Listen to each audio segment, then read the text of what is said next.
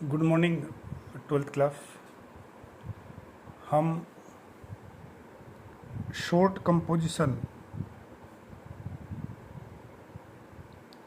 Composition का अध्ययन कर रहे थे और जिसका अंक भार 4 है। शॉर्ट कंपोजिशन में हमने नोटिस को पढ़ा था। शॉर्ट कंपोजिशन में हमने इनविटेशन रिप्लाई को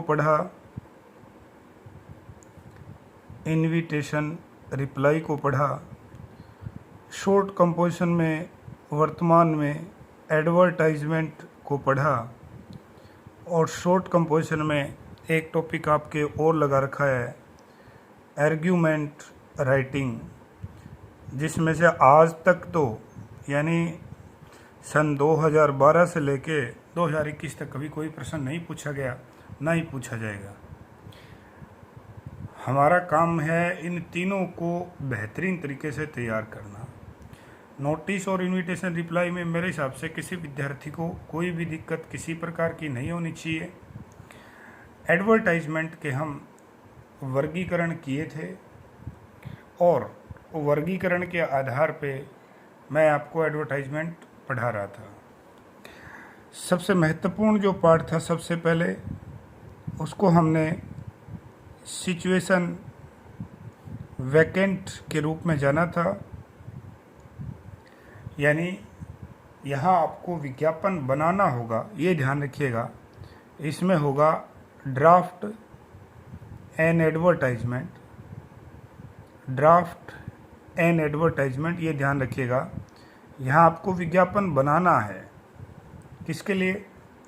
किसी स्कूल के लिए, किसी होटल के लिए, किसी संस्थान के लिए, कि उनको आवश्यकता है। अब वो आवश्यकता किसी भी प्रकार की हो सकती है, कंप्यूटर ऑपरेटर की हो सकती है, अंग्रेजी के अध्यापक की हो सकती है, एक पीटीआई की हो सकती है, कोच की हो सकती है, एक मैनेजर की हो सकती है, कैशियर की हो सकती है, सेल्समैन की हो सकती है। आवश्यकता जैसी रहे उनकी वैसी रह सकती है। सिचुएशन वैकेंट के बाद जिस पे हम बात किए थे वह था टू लेट। ध्यान रखिएगा, टू लेट का मतलब ही है कि आप किसी को अपना भवन, अपने घर का कोई हिस्सा, कोई मॉल, कोई शोरूम इत्यादि किराए पे दे रहे हैं। तो इसका भी एक फॉर्मेट और एग्जाम्पल देख लिया था, कोई मुश्किल कार्य नहीं था। उसके बाद जिसकी चर्चा कर रहे थे वह था मैट्रिमोनियल। और मैट्रिमोनियल में चर्चा की थी कि 2 पार्ट में आपको लिखना होता है। एक ग्रूम, जिसको आप ब्राइड ग्रूम भी कह सकते हैं, यानी वर के लिए लिखना, और एक ब्राइड। स्पेलिंग देख लीजिएगा, ब्राइड होती है, जैसे ये BRIDE की जगह BE हो जाएगा, ब्राइब, उसका अर्थ रिश्वत होता है, ये ध्यान रखिएगा। तो हम ब्राइड ग्रूम या ग्रूम के ऊपर लिख चुके थे और मैंने बहुत ही सरल भाषा में आपको एक बात बताई थी कि यदि आपको ग्रूम पे, या आप यूँ समझिए ब्राइड ग्रूम पे लिखना आता है तो आप बहुत ही आराम से ब्राइड के लिए लिख सकते हैं। ब्राइड ग्रूम का या ग्रूम का कल हम चर्चा किए थे, लिखे थे। आज मैं आपको उसी आधार पे ब्राइड का लिखना सिखाता हूँ। जैसे एक प्रश्न लिए हम, प्रश्न है यू आर लुकिंग, क्या आप तलाश रहे हैं? You are looking for a bride, you are looking for a bride for your younger brother. अपने छोटे भाई के लिए आप एक दुल्हन, लड़की ढूंढ रहे हैं। प्रिपेयर, तैयार करिए। एन एडवर्टाइजमेंट, एक विज्ञापन। इसके आगे कुछ भी दे वो, कि वो छपेगा और ऐसे छपेगा, उससे अपना कोई लेना देना नहीं। प्रमुख बात जो है अपनी वो है कि हमें ब्राइड के लिए एडवर्टाइजमेंट ड्राफ्ट करना है, प्रिपेयर करना है। तो कैसे करेंगे? देखिए, कल जिसकी चर्चा किए थे हम ब्राइड ग्रूम की, उसमें मैंने सिखाया था कि आप सबसे पहले लड़की की उम्र बताएंगे।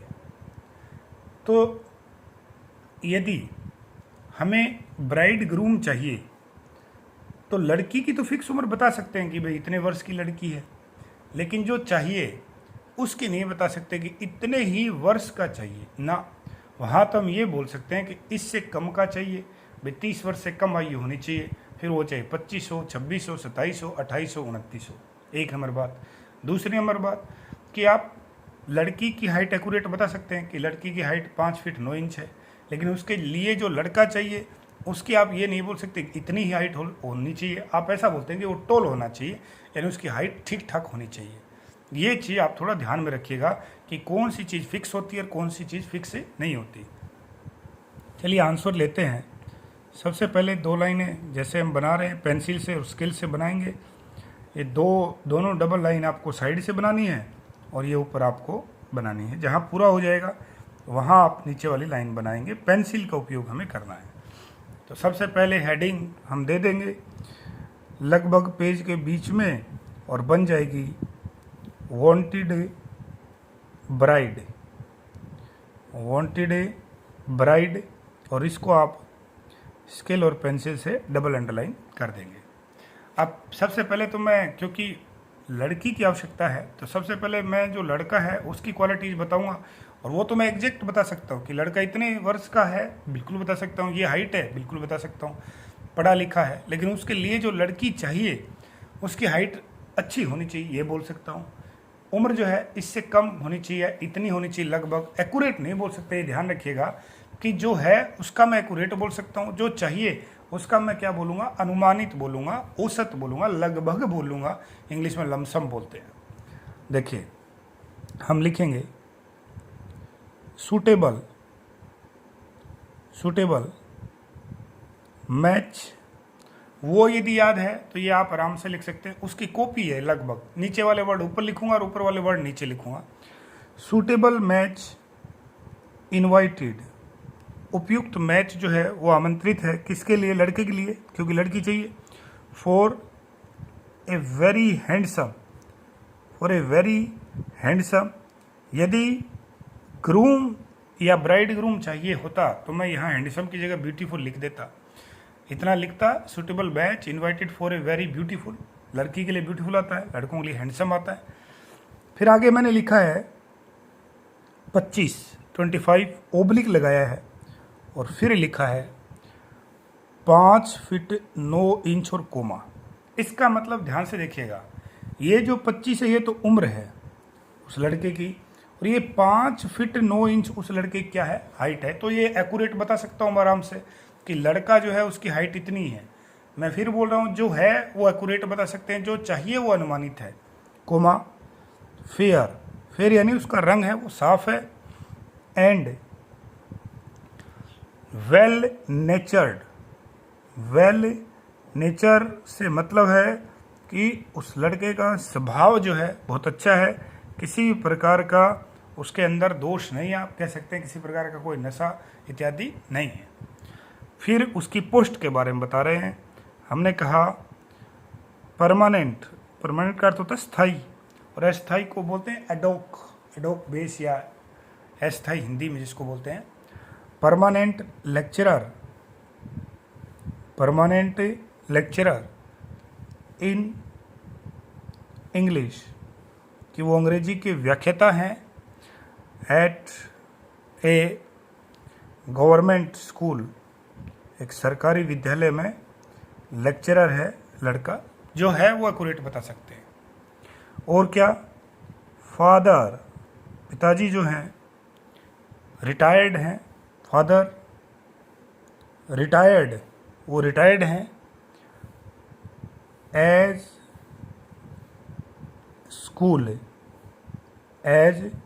स्कूल प्रिंसिपल, की प्रधानाध्यापक के पद से वो रिटायर हुए हैं, कोमा लगा के लिख सकते हैं। मदर इज हाउसवाइफ, माँ जो है वो गृहिणी है, यानी घर की जिम्मेवारी संभालती है। आगे लिख सकते हैं वो इकलौती संतान है, तो ऐसे लिख सकते हैं सिंगल सन अमंग 3 सिबलिंग्स। ये सिबलिंग्स का अर्थ है सिस्टर्स के लिए आया है कि वो इकलौते हैं, लड़का एक ही है उनका, कहने का मतलब ये है। अब मूल बात करते हैं, ये हो गया स्वयं का डिटेल, ये ध्यान रखिएगा, स्वयं का डिटेल हो गया। अब आगे देखिए, लुकिंग फॉर, ये चीज़, ये लोग जो हैं जिनकी क्वालिटी ये है, जिनके बारे में ये बताया गया, वो तलाश कर रहे हैं किसकी, लुकिंग फॉर ब्यूटीफुल सुंदर, कोमा टॉल लंबी, एंड स्लिम पतली, कि लंबी पतली और सुंदर, वेल एजुकेटेड अच्छी पढ़ी लिखी, एंड कल्चर्ड गर्ल। पहली शर्त यही है कि पढ़ी लिखी हो, हाइट अच्छी हो, संस्कारित हो, ये उसमें लिखा। फिर आगे लिख सकते हैं कास्ट नो बार, यानी जाति का कोई प्रतिबंध नहीं है। और क्या है, नो डाउरी एक्सपेक्टेड। ये शब्द है ना केवल और केवल यहाँ आएगा, क्योंकि जब ग्रूम या ब्राइड ग्रूम की है तो वहाँ तो ऐसा तो है नहीं कि लड़के वाले जो हैं वो दहेज देंगे, ये ध्यान रखिएगा। यहाँ लड़की की आवश्यकता है, तब हम लिख रहे हैं कि कोई दहेज नहीं चाहिए, ये ध्यान रखिएगा। ये वर्ड वहाँ आप नहीं लिख सकते, उल्टा हो जाएगा, इतना हमें लिखना है। फिर लिखेंगे राइट टू और विजिट अस, या तो आप हमें लिखें और या मिलें विद कंप्लीट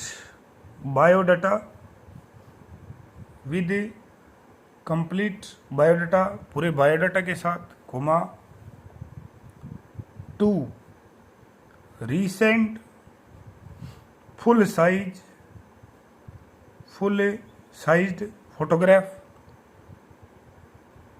कि 2 फोटोग्राफ्स जो हैं उनके साथ मिलिए। कहाँ, देखिए आगे एड्रेस दे दिया, जैसे लिखा 123/45, कोमा नेहरू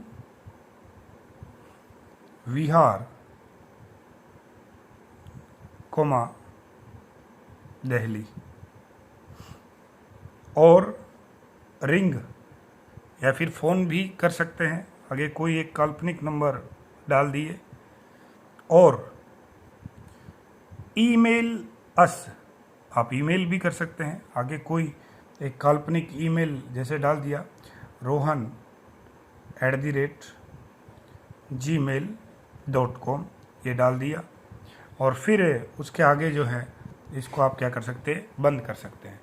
तो ये आपका हो गया एडवर्टाइजमेंट, किसके ऊपर, ब्राइड के ऊपर। ब्राइड ग्रूम का पहले करवाया था, पढ़ क्या रहे थे, शॉर्ट कंपोजिशन में कितने topic, notice, invitation, reply, advertisement और आर्ग्यूमेंट राइटिंग।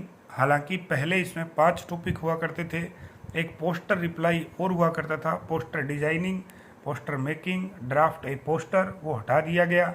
इसमें से कभी कोई प्रश्न पूछा ही नहीं गया, या आपके नाम का हटा ही हुआ, आप ये समझ लीजिएगा। आपको अच्छे से जो चीज़ तैयार करनी है वही तीनों टॉपिक तैयार करने हैं, तीनों में से 2 एक दूसरे के अथवा में आते हैं, 2 में से कोई एक आपको करना होता है। तीनों बेहतरीन तरीके से यदि तैयार कर लें तो आपका काम बन जाएगा। नोटिस, इनविटेशन, रिप्लाई बहुत सरल हैं, आप किए हैं, कोई मुश्किल कार्य नहीं। हाँ, प्रैक्टिस की आवश्यकता जरूर पड़ेगी, वरना आप नहीं लिख पाएंगे। एडवर्टाइजमेंट पे हम बात कर रहे हैं, पहले हमने सिचुएशन वैकेंट की बात की, फिर टू लेट की, रिकमेंडेशन की।